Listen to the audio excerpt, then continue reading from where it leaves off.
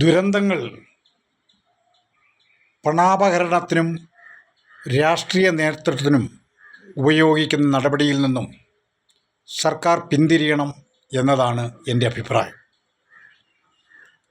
എന്തുകൊണ്ട് ഞാനിത് പറയുന്നു എന്ന് ചോദിച്ചാൽ, പിണറായി വിജയൻ ഗവൺമെൻറ് അധികാരത്തിൽ വന്ന കാലഘട്ടത്തിൽ കേരളത്തിൽ പ്രകൃതി ദുരന്തങ്ങളുടെ ഘോഷയാത്രയായിരുന്നു.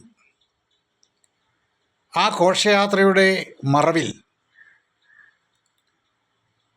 സാമ്പത്തിക ലാഭം മാത്രം ലക്ഷ്യമിട്ടുകൊണ്ടുള്ള പ്രവർത്തനങ്ങൾക്കാണ് പിണറായി വിജയനും CPM ശ്രമിച്ചിട്ടുള്ളത് എന്ന്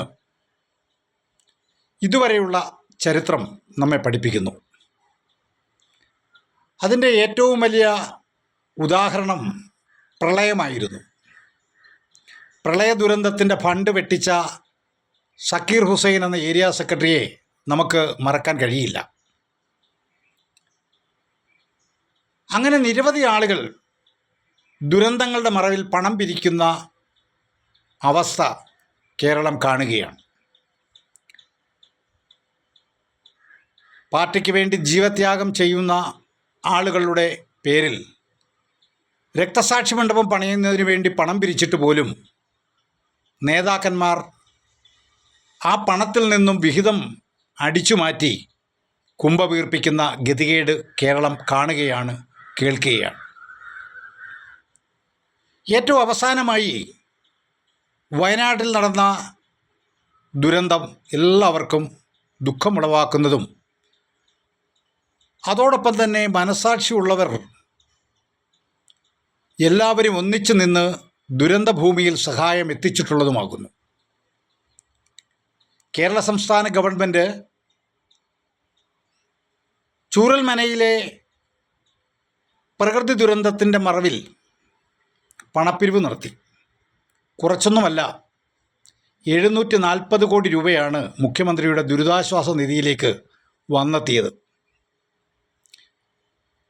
എന്നാൽ ഇപ്പോൾ വയനാട്ടിൽ സർക്കാർ വീട് പണിഞ്ഞു കൊടുത്തു എന്ന് പറഞ്ഞുകൊണ്ട് വീമ്പിളക്കുന്ന CPM പ്രവർത്തകരെ നമ്മൾ കാണുകയാണ്. പ്രിയപ്പെട്ട CPM സുഹൃത്തുക്കൾ, നിങ്ങൾ സ്വന്തം മനസാക്ഷിയോടൊന്ന് ചോദിക്കണം, 740 കോടി രൂപ പിരിച്ചിട്ട് നിങ്ങൾ എത്ര ശതമാനം പൈസ അതിനായി ചിലവാക്കി എന്ന്. ഈ പണം വന്നെത്തിയത് ദുരിതം അനുഭവിക്കുന്ന ജനങ്ങളുടെ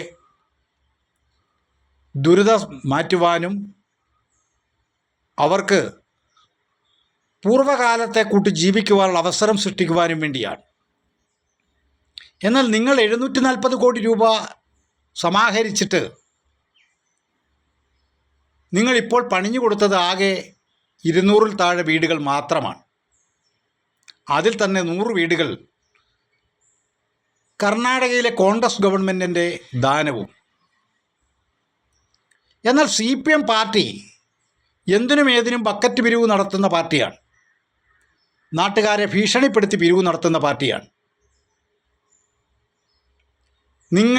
നിങ്ങളുടെ പാർട്ടി ഫണ്ടിൽ നിന്നും എത്ര വീടുകൾ പണിതു കൊടുത്തു എന്ന് പൊതുസമൂഹത്തോട് പറയുവാൻ തയ്യാറാകണം.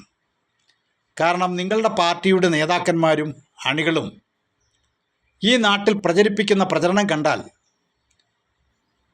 അവരുടെ വീട്ടിൽ നിന്നും എടുത്തുകൊണ്ട് വന്നതോ സർക്കാർ ഖജനാവിൽ നിന്ന് ചെലവാക്കിയതോ ആണ് ചൂരൽമലയിൽ പണിഞ്ഞ വീടുകൾ എന്ന് തോന്നുന്ന രീതിയിലാണ് ഇപ്പോൾ പ്രചരണം നടത്തുന്നത്. മാത്രമല്ല, പ്രതിപക്ഷ MLA തെരുവിൽ കൂവുന്ന നാണംകെട്ട നടപടി കൂടി നാം കാണുകയാണ്, കേൾക്കുകയാണ്. പക്ഷേ കൂവാൻ നാക്ക് വെക്കുന്നവർ ഒരു കാര്യം മനസ്സിലാക്കണം, ആ പ്രതിപക്ഷ MLAയും ചൂരൽമലയിലെ പുനരധിവാസത്തിന് വേണ്ടി സ്വന്തം അക്കൗണ്ടിൽ നിന്നും പണം കൊടുത്തിട്ടുണ്ട് എന്ന യാഥാർത്ഥ്യം. എന്നാൽ CPMൻ്റെ 4-1 സംഘടനാശേഷിയില്ലാത്ത മുസ്ലിം ലീഗ് അവരുടെ പ്രവർത്തകരും നാട്ടിൽ നിന്നും സ്വരൂപിച്ച പണം കൊണ്ട് ഇപ്പോൾ 50 വീട് പണിഞ്ഞു കൊടുത്തിരിക്കുന്നു. സർക്കാരാകട്ടെ 140 വീടുകളും. ആ 140 വീടുകളിൽ 100 വീടും കർണാടക ഗവൺമെൻറ് സമ്പത്ത് കൊടുത്തതാണ് എന്ന് കർണാടകത്തിലെ ഗവൺമെൻറ് പറയുന്നു. അപ്പോൾ ഒരു വീടിന് എത്ര രൂപ ചിലവായി കാണും എന്ന് നാം പരിശോധിക്കണം. ഒരു വീട് തകർന്നു പോയിട്ടുണ്ടെങ്കിൽ 350 കുടുംബങ്ങളാണെങ്കിൽ പോലും ഒരു കുടുംബത്തിന് 2 കോടി രൂപ വെച്ച് ഈ നാട്ടിലെ സഹജീവി സ്നേഹമുള്ളവർ സംഭാവനയായി നൽകിയിട്ടുണ്ട്. ആ സംഭാവനയായി നൽകിയ പണം എന്തിനാണ് സർക്കാർ ഖജനാവിൽ സ്വന്തക്കാർക്കും ബന്ധുക്കൾക്കും നൽകുന്നതിന് വേണ്ടി മാത്രം മാറ്റിവെക്കുന്നത്?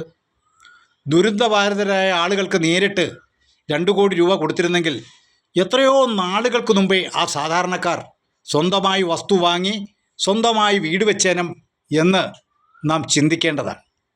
എന്നാൽ ദുരന്തത്തെ പാർട്ടി അനുഭാവികൾക്കും പാർട്ടി മിഷനറിക്കും പണമുണ്ടാക്കുവാൻ വേണ്ടി വിനിയോഗിക്കുക എന്ന ലക്ഷ്യത്തോടു കൂടിയാണ് ഉപയോഗിക്കുന്നത് എന്നതിൻ്റെ ഉദാഹരണമായിരുന്നു അവിടെയും ഊരാളുങ്കൽ സൊസൈറ്റിയെ പോലെയുള്ള സൊസൈറ്റികൾക്ക് വീട് വെക്കുവാനുള്ള അനുമതി കൈമാറി അധിക തുക നൽകുന്നത് നാം കണ്ടതും കേട്ടതും.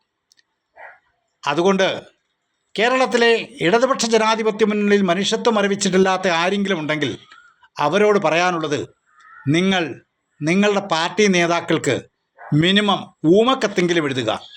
ഈ വിടുവായിത്വം അവസാനിപ്പിക്കുവാനും വല്ലവൻ്റെയും കഴിവുകൊണ്ടുണ്ടാക്കുന്ന കാര്യത്തിന് വേണ്ടി വീമ്പ് പറയാതിരിക്കാൻ ശ്രമിക്കണം എന്ന് വിനയപുരസ്സരം അഭ്യർത്ഥിക്കുകയാണ്. ഈ നാട്ടിലെ ആളുകളുടെ ദയാദാക്ഷിണ്യം കക്ഷി രാഷ്ട്രീയത്തിനതീതമായി ചൂനൽമല പുനരധിവാസത്തിൻ്റെ പേരിലുണ്ടായി എന്ന് എല്ലാവർക്കും അറിയാം. അവിടെ കോൺഗ്രസ് എന്നോ കമ്മ്യൂണിസ്റ്റ് എന്നോ BJP എന്നോ മുസ്ലിം ലീഗ് എന്നോ കേരള കോൺഗ്രസ് എന്നോ SDP എന്നോ ഒന്നും വ്യത്യാസമുണ്ടായിരുന്നില്ല. അങ്ങനെ എല്ലാ വിഭാഗം ജനങ്ങളുടെയും സംഭാവന കൊണ്ട് രൂപം കൊടുത്ത